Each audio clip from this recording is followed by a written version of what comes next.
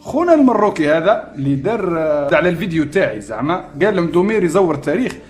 معركة بالتيمور اللي غنوا فيها الإيرلنديين يقولوا لقد أصبح الجزائري سيدا علينا، لقد نزل علينا المسلم بلحيته البيضاء الطويلة وبعمامته، لقد أصبح الجزائري سيدا علينا. الحادثة مخلدة في التاريخ من عدة أبواب، ما هوش راح تجي أنت درك كمروكي وتحاول تنفي هذه البصمة الجزائرية في الجهاد البحري. المملكة المغربية هذا اسمها الحقيقي، هذا في الوقت الحالي. في السابق قبل 100 سنة كان اسمها مراكش، وفي الوقت القديم كان اسمها فاس من القرن العاشر، وقبل ما تأسس فاس كان اسمها موريتانيا. والله يا دكتور عندي واحدة لقطة السؤال يعني على الكلمة نتاع المغرب. شغل كيما تعلمنا عليك وعرفنا باللي المملكة المغربية اللي تأسست في 1912 شغل تحت لقطة جنرال اليوطي، وحاولوا من خلال هذه الكلمة شغل سرقة شغل كل شيء يعني من آثار وتاريخ وحتى عادات وتقاليد، وراحوا أبعد من ذلك. شغل ما رأيك في هذا يا دكتور؟ وشكرا جزيلا. بالنسبة لخونا اللي قال على المغرب، أنا أظن أنه المغرب مغارب في الحقيقة. بالنسبة للمشرق راهو مشرق، كاين مغرب أدنى ومغرب أوسط ومغرب أقصى.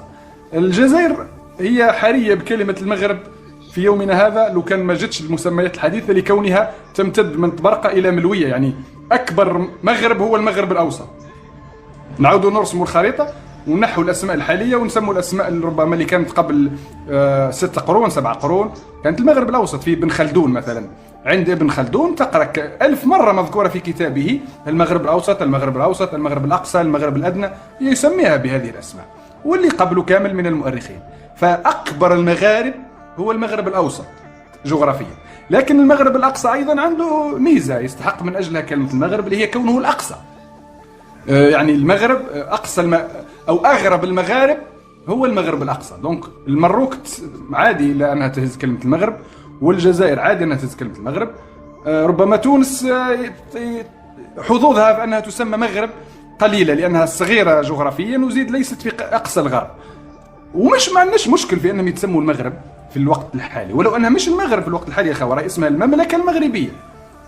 ما كانش بلاد في الوقت الحالي اسمها المغرب على الإطلاق، اسم رسمي يعني. هذا اسم ربما شعبيا شائع عند البعض يقولوا المغرب فقط، لكن المملكة المغربية هذا اسمها الحقيقي، هذا في الوقت الحالي. في السابق قبل 100 سنة كان اسمها مراكش، وفي الوقت القديم كان اسمها فاس من القرن العاشر، وقبل ما تأسس فاس كان اسمها موريتانيا. يعني في وقت الرومان كانوا يقولوا موريتانيا الطنجية. هذا تاريخيا يعني. لكن الشيء اللي نحب نأطروه ونديروا له انكادرومون هو قراءتنا للتاريخ، ولا قراءتهم للتاريخ. المرار كيجي درك يلقى يقول لك باب المغاربة، أنا نظنها جهلا منهم على بساطة تفكيرهم، يظن أنه المغرب الحالي، ولا يلقى مثلا ولقد كان أبو حمزة المغربي. هذه مكتوبة كثيرا، أبو حمزة المغربي هذا رجل من رجال الجزائر العاصمة، من مواليد ألجي، عالم الرياضيات، وحل مسألة في الرياضيات خارقة للغاية، مسألة اقترحوها الهنود، لغز يعني. هذا اللغز الرياضي من بعده جاء أبو حمزة المغربي وفك هذا اللغز، وابتكر بفكه لهذا اللغز نظرية في الرياضيات تسمى اللوغاريتم.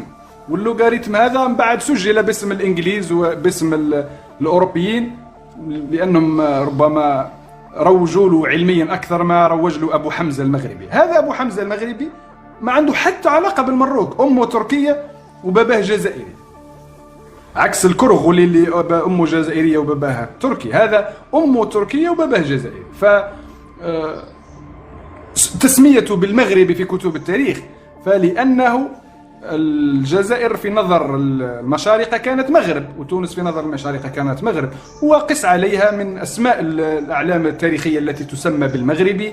أنا راني من ولاية تبسة، وكاين في كتب التاريخ الكثير من علماء تبسة الذين يقال لهم مغربي، ونحن في أقصى الشرق رانا على الحد التونسي، وعلماء التاريخ يسمون بالمغربي، والتوانسة يسمون بالمغربي. وبالتالي نطلب من أهل العقل إذا كاين عقل أنهم المغربي ما تكفيش للدلاله على الموطن، لانه المغرب من ليبيا للمحيط. اذا كان لقيتوا في الكتب التاريخ القديمه كلمه المغربي فابحثوا على اشارات اخرى من اي المغارب، هل المغرب الاوسط او الاقصى او الادنى. اذا كان لقينا واحد مغربي له ذكر من المغرب الاقصى نقولوا مرحبا. مثلا ابن بطوطه مغربي من المغرب الاقصى فعلا، وغيره الكثير. ما راناش نقول نحو التاريخ او نحو هذا البلاد من الخريطه كليا، لكن نريد لان يكون لكل ذي حق حقه في التاريخ كما في الحاضر. يعني سامحوني كان طولت عليكم. السؤال الثالث، يعني استعاده الارشيف او الذاكره هل هو يخضع، يعني يمكن الجزائر أن تستغل هذا القانون الدولي، أو هناك يعني مطالبة عن طريق القانون وإجبار فرنسا على استعادة هذا التاريخ للجزائر، أم أنه يخضع فقط لاتفاقية ثنائية ما بين الجزائر وفرنسا؟ شكرا لكم وشكرا للجميع. بارك الله فيك خويا العزيز. نبدو بسؤال خونا بلوزداد ونرجع سؤالك. بالنسبة لخونا السابق كان تحدث على معركة بالتيمور اللي غنوا فيها الإيرلنديين، يقولوا لقد أصبح الجزائري سيدا علينا.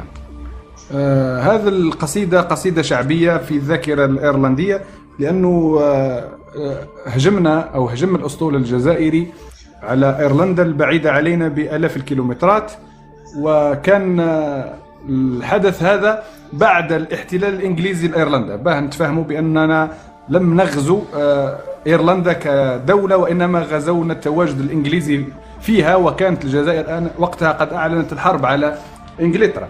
فهذه القصيدة قصيدة لقد أصبح الجزائري سيدا علينا، أنا بالنسبة لي كنت نقرأ التاريخ ونحبه، وكنت ما نشوفش كثير مشكل في التاريخ، ولا ما كنتش على دراية تامة، ما كانش عندي الوعي التام بأنه المعاصرين من المراركة يديروا في حملة كبيرة لتشويه التاريخ الجزائري. هذه ما اكتشفتهاش هذه الجزئية إلا لما درت تحقيق في هذه القصيدة.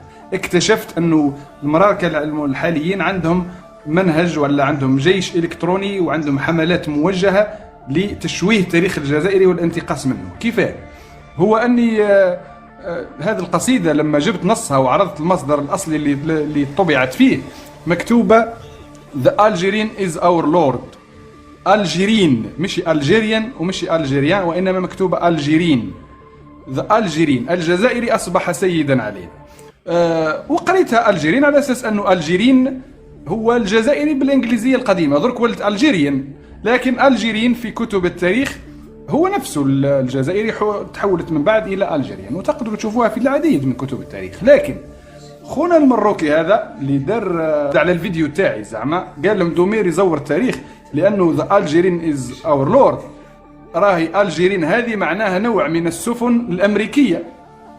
وكاين صح كي تدخل تكتب الجيرين شيب تلقاها سفينة أمريكية اسمها The Algerian. فأنا تسألت قلت بما أني أنا رطيت واحد البيت ما قريتوش قدام البيت هذا من نفس القصيدة اللي هي لقد نزل علينا المسلم بلحيته البيضاء الطويلة وبعمامته، لقد أصبح الجزائري سيدا علينا. دونك سيد هز كلمة الجيرين وحاول ينفي تواجد الجزائري في القصيدة ويرد تواجد أمريكي، سفينة أمريكية، لكن في السابق وصفها يعني كشفه البيت الذي سبق هذا البيت اللي هو لقد نزل المسلم بلحيته البيضاء الطويلة وبعمامته. دونك النص ثابت، كما أنه في بالتيمور في موقع اللي نزل فيه هذا الجيش الجزائري في إيرلندا إلى يومنا هذا مديرين متحف ودايرين تصويرة البحار مراد رايس، ودايرين تصويرة السفينة اللي نزل بها، ومدايرين مطعم مسمينه المطعم الجزائري على نفس الشاطئ في بالتيمور، نفس الميناء. والحادثة مخلدة في التاريخ من عدة أبواب، ما هوش راح تجي أنت درك كمروكي وتحاول تنفي هذه البصمة الجزائرية في الجهاد البحري. هذه قلت لك حلت لي عيني على مدى عملهم الكاذب وعملهم الانتقاص من تاريخ الجزائري. تالي قصيدة حكيناها احنا فخرا بتاريخ بلادنا، وش داك انت تنفيها كذبا وزورا؟ لا سيدي، لا راحنا غلطين في قراءة القصيدة. ابني الرد تاعك بين علمي ورد رد صحيح. بصح باش تجي تكذب وتزور باه تنفي شيء من مجد الجزائر، هنا اكتشفت انا ووليت شفت بعينيه لاول مره، وهذه كانت عندها 3 سنوات اظن، لاول مره كيفاه راهم يعملوا باه يشوهوا تاريخ الجزائر.